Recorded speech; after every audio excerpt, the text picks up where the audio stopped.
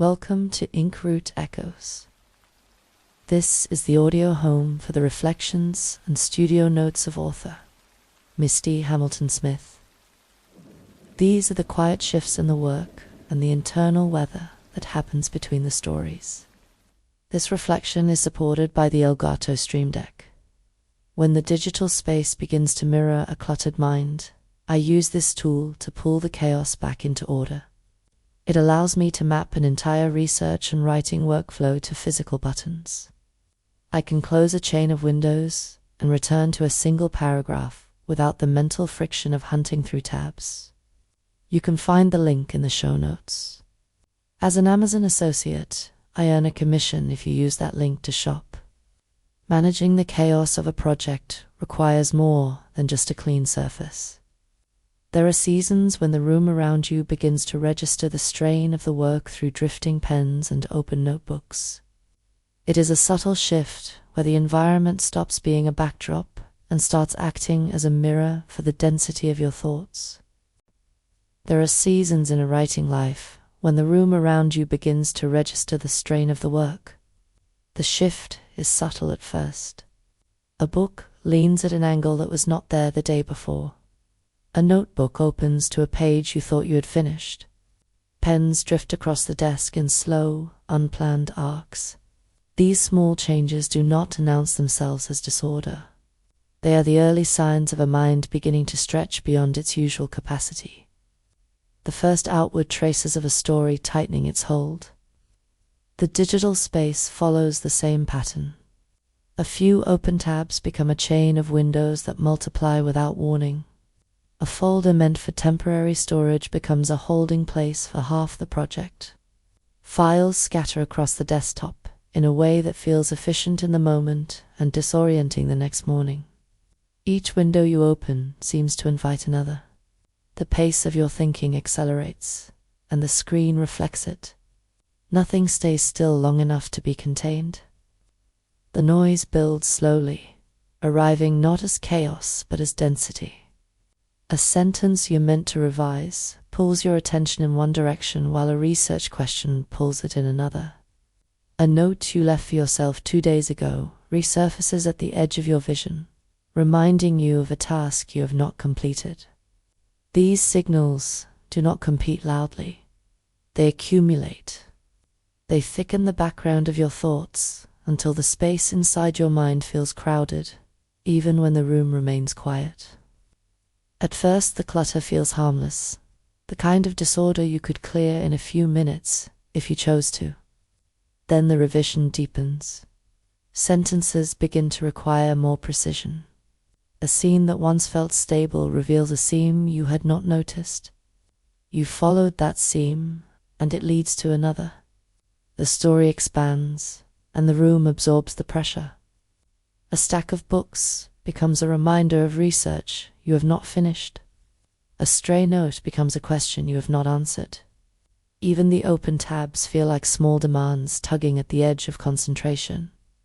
The room is not loud, but it carries a steady hum of unfinished work. And that hum makes it harder to stay inside a single paragraph long enough to shape it. The constriction of attention does not feel like narrowing vision. It feels like the slow thickening of mental noise. You try to hold a sentence steady, but another thought presses against it. You return to a paragraph, but a task you postponed resists in the background. The noise is not disruptive. It is persistent. It fills the spaces where clarity usually settles. You begin to work in shorter stretches, not because you lack focus, but because the focus you have must push through a heavier atmosphere. Writers often imagine clarity as something that arrives through order, but deep revision rarely behaves that way. It feels more like excavation. You dig through layers of thought, memory, instinct, and structure. You uncover what you forgot you buried. You move pieces from one side of the room to the other, trying to understand the shape of what you are building. Excavation is not tidy work. It leaves traces.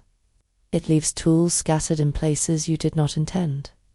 It leaves the room in a state that mirrors the depth of the dig. During these stretches, you learn to negotiate with yourself. Expecting a spotless room only adds pressure you cannot afford. Instead, you clear a small section of the desk. You close a handful of tabs. You put away the one book you know you will not need today.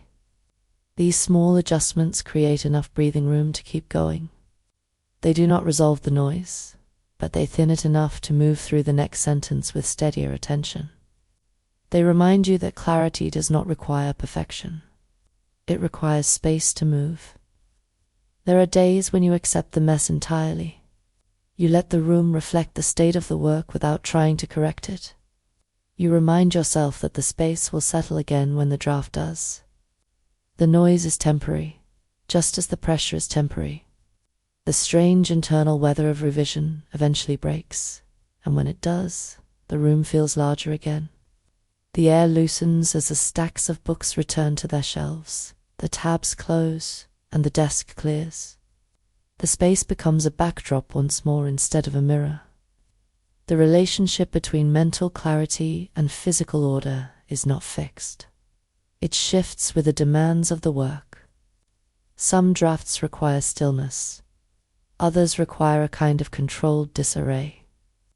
What matters is recognizing when the room has stopped being neutral and started echoing the state of your mind. That recognition gives you choices. Whether you clear a corner or close a window while you follow the thread of a sentence that finally knows where it wants to go. The noise will thin as the story finds its shape and the room returns to itself. Until then, you move through the space as it is, carrying the work that asks more of you than usual, trusting that the pressure is part of the process rather than a sign that something has gone wrong. Thank you for listening to this episode of Narrated Echoes. Today's reflection was narrated by Julie using the words of Misty, Hamilton Smith. If these notes help you navigate your own creative space, I invite you to join the community at inkrootandmoonlight.com.